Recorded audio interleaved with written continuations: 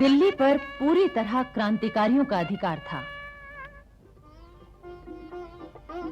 सम्राट बहादुर शाह जफर, बेगम जीनत महल, सेनापति बख्त खां और कुछ अन्य नेताओं की सलाह से शासन का काम चल रहा था।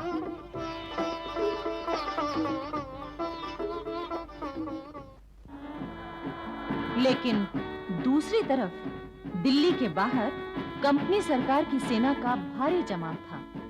वो दिल्ली पर दोबारा अधिकार करने की पूरी कोशिश कर रहे थे, पर क्रांतिकारी सेनाएं उन्हें लगातार पीछे भेज रही थीं। दिल्ली पर अधिकार करने के लिए कंपनी की सेना को 5 दलों में बांटा था। प्रधान सेनापति विल्सन के नेतृत्व में पहले 3 दलों ने कश्मीरी गेट से प्रवेश करने की तैयारी की। चौथा दल लेकर मेजर रीड काबुली दरवाजे पर पहुंचा और सब्जी मंडी की तरफ से बढ़ने की योजना बनाई। आखिर 14 सितंबर 1857 को सूर्योदय होते ही जनरल निकलसन कश्मीरी गेट के पास दीवार की ओर बढ़ा। तभी इधर से क्रांतिकारियों ने गोले बरसाने शुरू कर दिए। दीवार के नीचे अंग्रेजों की सेना भारी संख्या में मारी गई, लेकिन जनरल निकलसन ने इसकी परवाह नहीं की। एक जगह दीवार कुछ टूट चुकी थी। निकलसन ने वहां पर सीढ़ी लगवा दी। वो दीवार कूदकर शहर के अंदर जाना चाहता था। आखिर निकलसन गोलों और गोलियों की बौछार की परवाह न करता हुआ दीवार पर चढ़ गया और शहर के भीतर जा पहुंचा। उसके बाद तो भारी संख्या में अंग्रेज सैनिक अंदर पहुंच गए। कश्मीरी गेट पर घमासान लड़ाई शुरू हो गई। आखिर अंग्रेज सैनिकों ने कश्मीरी गेट का एक हिस्सा उड़ा दिया। इससे कर्नल कैंपबेल भी अपनी सेना लेकर शहर के अंदर आ गया।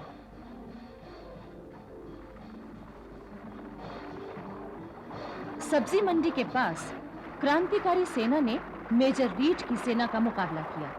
वहां भी घमासान लड़ाई हुई। कर्नल कैंपबेल की सेना जामा मस्जिद की ओर बढ़ी। मस्जिद में उस समय कई हजार मुसलमान जमा थे। उन्हें पता चल गया कि अंग्रेज मस्जिद उड़ाना चाहते हैं। वो सब अपनी तलवारें लिए मुकाबले के लिए निकल पड़े। अंग्रेजों ने उन पर गोलियां चलाईं। काफी लोग मारे गए, पर इससे उनका हौसला नहीं टूटा। इतिहासकार लिखते हैं कि मुसलमानों ने जिस फुर्ती से आक्रमण किया, उससे कंपनी के बंदूकधारी सिपाही घबरा गए। उन्हें दोबारा बंदूकें भरने का मौका ही नहीं मिला। कर्नल कैंपबेल भी घायल हो गया। दिल्ली में हुए 14 सितंबर के संग्राम के बारे में अंग्रेज लेखक मानते हैं कि सन 57 की क्रांति का ये सबसे भयंकर संग्राम था। उस दिन कंपनी के 66 अफसर और 1104 सिपाही मारे गए, जबकि करीब 1500 क्रांतिकारी शहीद हुए थे। 15 से 24 सितंबर तक दिल्ली की चप्पा चप्पा भूमि पर क्रांतिकारियों ने अंग्रेजों से संघर्ष किया। इसके बाद दिल्ली का 3/4 शहर अंग्रेजों के कब्जे में आ गया। जगह जगह इमारतों पर फिर से ब्रिटिश झंडा लहराने लगा। उधर 19 सितंबर की रात सेनापति बख्त खां सम्राट बहादुर शाह जफर से मिला। उसने बादशाह की हिम्मत बंधाई और कहा, दिल्ली हाथ से निकल जाने पर भी अभी हमारा कुछ नहीं बिगड़ा है। तमाम मुल्क में आग लगी हुई है। आप अंग्रेजों से हार मत मानिए। आप मेरे साथ दिल्ली से निकल चलिए। आखिरी जीत हमारी होगी। ठीक है बहादुर, तुम कल सवेरे हमें मिलो। उधर बख्त खां गया और इधर इलाही बख्श बादशाह के पास आया।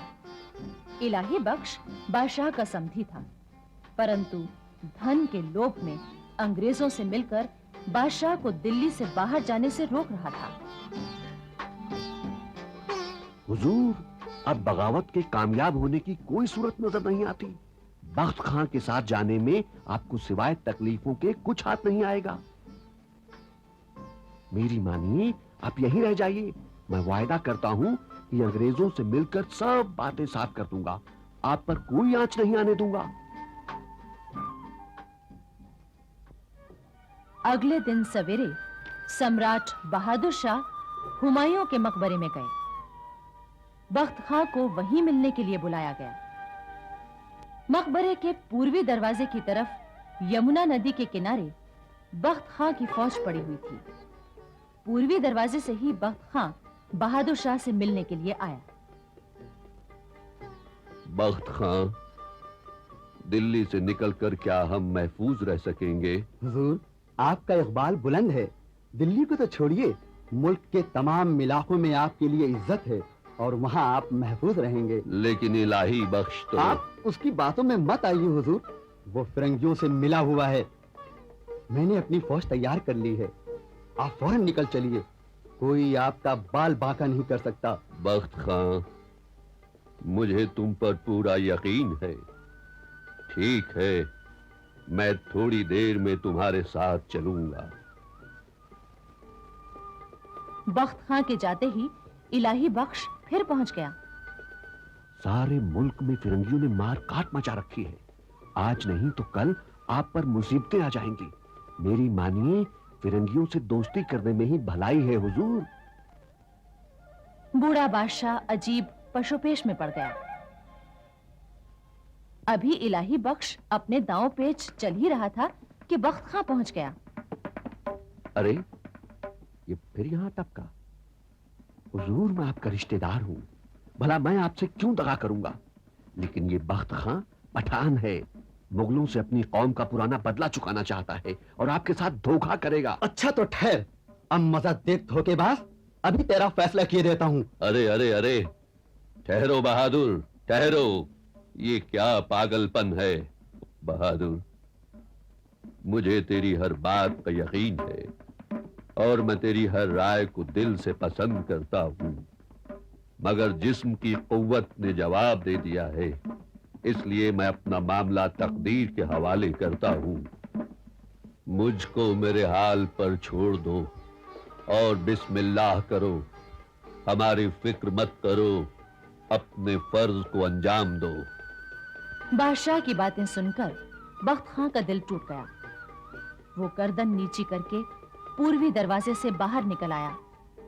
फिर तो इलाही बख्श को मौका मिल गया। वो फौरन कैप्टन हडसन के पास पहुंचा। साहब, देर मत कीजिए, यही मौका है। बख्त खां को बादशाह ने नाराज करके भेज दिया है। आप पश्चिम के दरवाजे से चलकर फौरन बादशाह को गिरफ्तार कर लीजिए। साहब। फिर इलाही बख्श लपक कर बादशाह के पास पहुंच गया। पीछे पीछे हडसन बहादुर शाह को गिरफ्तार करने पहुंचा। वो उसे देखकर हैरान रह गए। बादशाह ने अब इलाही बख्श की सारी चाल समझ ली थी। उन्होंने नफरत से उसकी ओर देखकर कहा, इलाही बख्श, क्या तुमने इसीलिए मुझे बख्त खां के साथ जाने से रोका?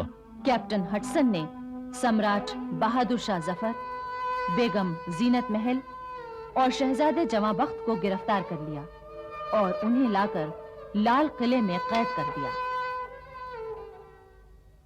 इसके बाद फौरन ही कंपनी के बड़े अफसरों की मीटिंग हुई। कैप्टन हडसन और जनरल विल्सन की राय थी कि सम्राट बहादुर शाह को फौरन मार डालना चाहिए, लेकिन कंपनी के बड़े अफसरों ने कहा कि इससे देश के हालात और ज्यादा बिगड़ सकते हैं, इसलिए उन्हें कैद ही रखा जाए। उधर हुमायूं के मकबरे में बादशाह के दो बेटे मिर्जा मुगल और मिर्जा अख्तर सुल्तान और पोता अबू बकर अभी मौजूद थे। ये लोग तय नहीं कर पाए थे कि वो किधर जाएं। इलाही बख्श को जैसे ही ये बात मालूम हुई तो वो भागकर कैप्टन हडसन के पास पहुंचा।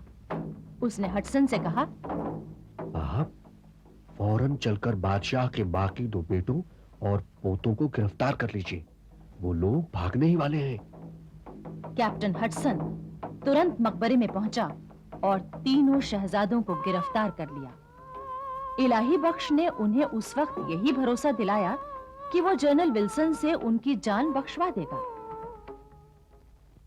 अब हटसन तीनों शहजादों को बग्घी में बिठाकर शहर की ओर ले चला। अंग्रेज सैनिक सवार बग्घी को घेर कर चल रहे थे।